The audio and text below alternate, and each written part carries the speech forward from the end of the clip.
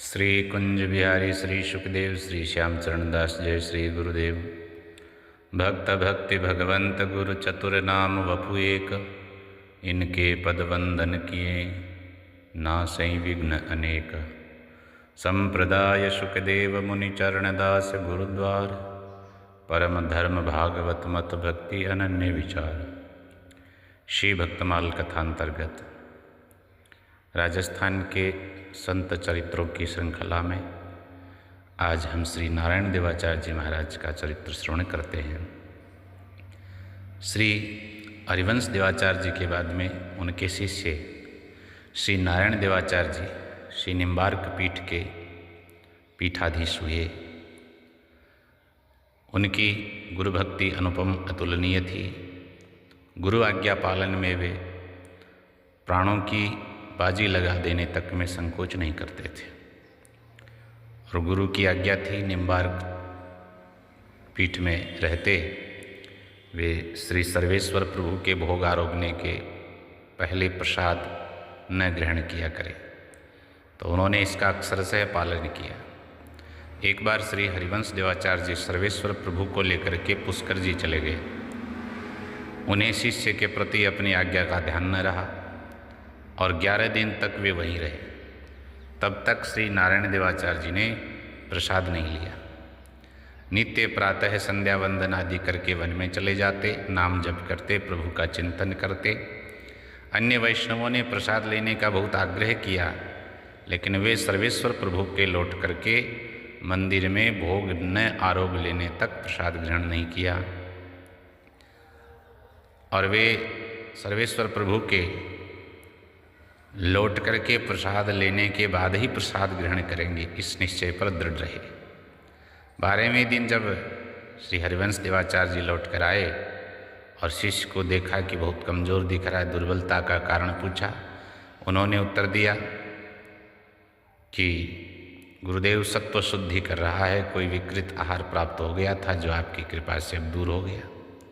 तब दूसरे वैष्णवों ने यथार्थ स्थिति बताई तो गुरुजी के नेत्रों में जल भराया और शिष्य को हृदय से लगा लिया। गुरुदेव का आदेश था सब प्राणियों में सर्वेश्वर का अधिष्ठान जान करके सबसे प्रेम करना, भय किसी से न करना। श्री नारायण देवाचार्य जी ने इस आदेश का भी पालन किया। तो एक बार उनकी कठिन परीक्षा हुई। कुछ संतों के साथ परशुरामपुरी से पुष्कर जी जा रहे थे। मार्ग में सिंह के दहाड़ने की आवाज़ आई। साथी भाग खड़े हुए। उन्होंने वहाँ से वापस लौट करके निम्बार्क पीठ में ही वापस आकर के सांस ली। और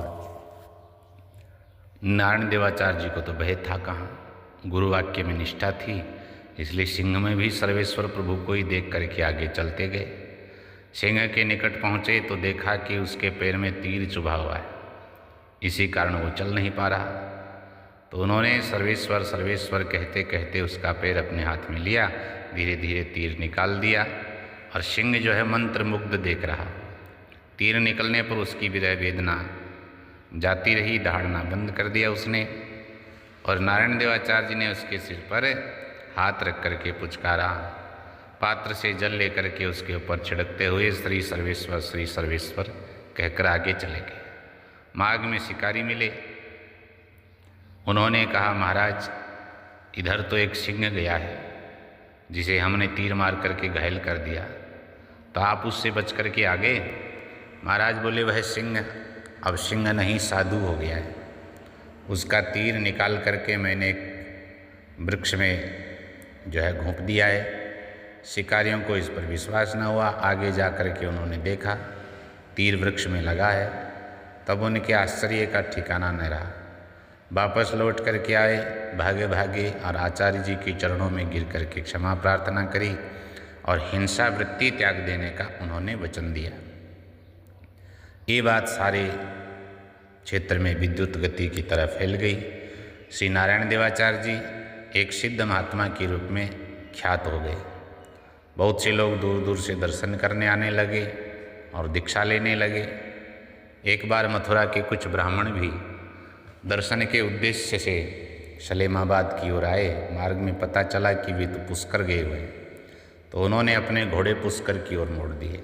थोड़ी ही दूर गए थे कि उन्हें डाकुओं ने आकर के घेर लिया, सब सामान रखवा लिया और बोले, भैया भले आए नारायण देवाचार्य जी से मिलने। गांठ के लोटा लंगोटा थे वो भी छिन गए। अब महाराज उन डाकुओं ने सुना कि ये तो नारायण देवाचार्य जी का नाम ले रहे हैं, उनसे मिलने आए, तो सारा सामान लौटा दिया, ब्राह्मणों से क्षमा मांगी और उन्हें उस बीहड़ जंगल से बाहर तक पहुंचा करके रास्ता बता कर आए। तो ब्राह्मण भी नारायण देवाचार्य जी महाराज के नाम का ऐसा प्रताप देख करके बहुत प्रसन्न हुए। पुष्कर पहुंचने पर श्री नारायण देवाचार्य जी ने मधुर वचनों से ब्राह्मणों का स्वागत किया और पूछा कि कैसे आपने आने का कष्ट किया। बोले, महाराज आए तो आपके दर्शन करीबे को, पर आज्ञा हो तो कछु और निवेदन करें। महाराज बोले, हाँ कहो।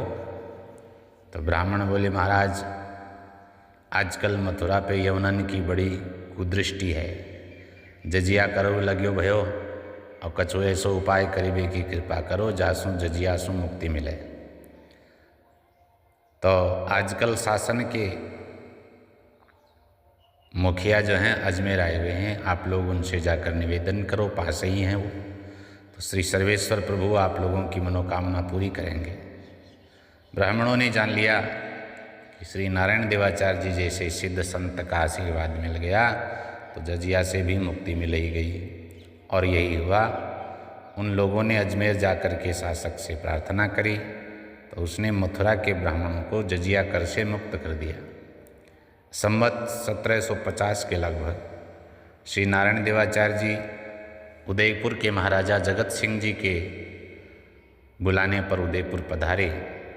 वहाँ कई वर्ष रह कर के मठ मंदिरों का निर्माण, भक्ति का प्रचार किया और वे विक्रम संवत 1754 तक निम्बारकाचार्य पीठासीन रहे।